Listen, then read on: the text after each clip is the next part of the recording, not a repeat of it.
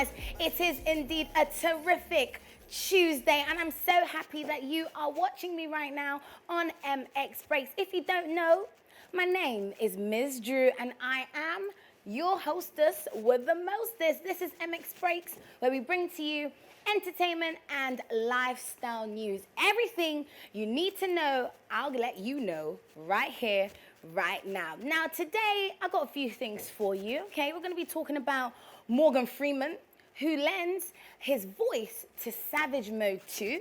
Also, Davido, he just came to Ghana, a few days ago. He's claiming he can buy Bloomba. And, Evie Harris, is named a modeling rising star.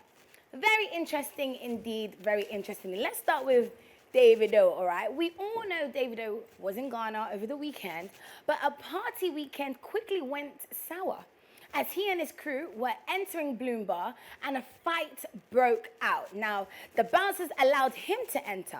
However, several of his crew were effectively bounced. Now, understandably, that didn't sit well with Davido, and this resulted in arguing and shouting from both sides. The confrontation got very public, with Davido claiming he was being disrespected and could buy the whole thing 10 times over. And I actually believe that that's a Davido statement. He later packed up his crew and left to a different location. Now, a lot of Ghanaians seemed to side with him, claiming that Bloom Bar staff had the tendency of bouncing people without clear reasons. What do you guys think? Let's actually check out the video.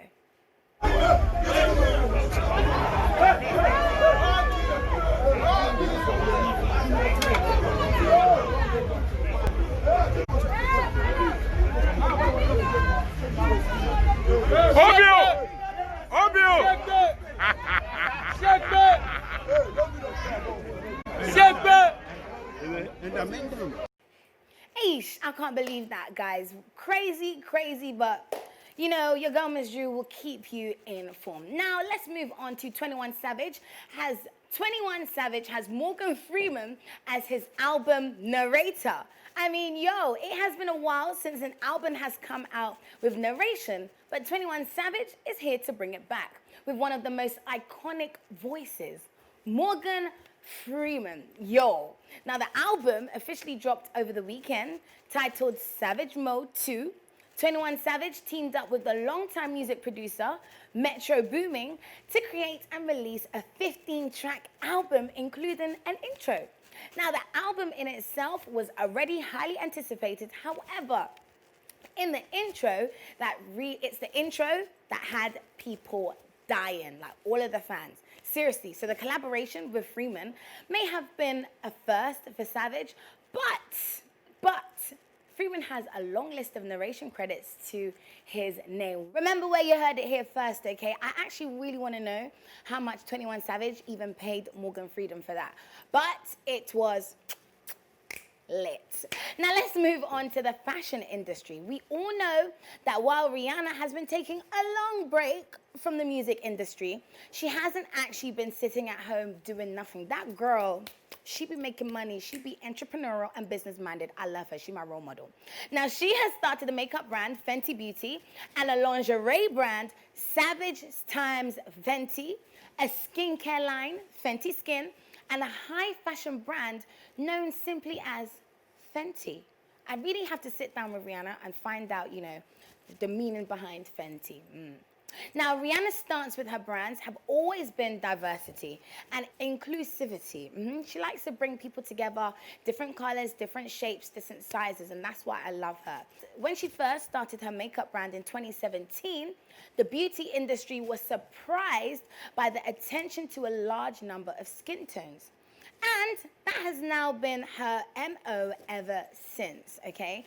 Over the weekend, Rihanna hosted her Savage Times Fenty lingerie fashion show, and then you saw Rihanna going with her amazing skills, on the catwalk. She included women of all different sizes, color, age, and the ability to show the beauty in our differences. I tell you guys all the time, we are all beautiful. And whatever we look like, God made us beautiful in our skin. So we should love it. Now, this aired exclusively on the Amazon Prime. The show represented a celebration that all people are beautiful. Some of the biggest stars were also among, from Lizzo, Willow Smith, to Bella Hadid, and more. And guys, it was just superb. Now, still with the fashion, there is a new 18-year-old that has been described as a rising star by Vogue.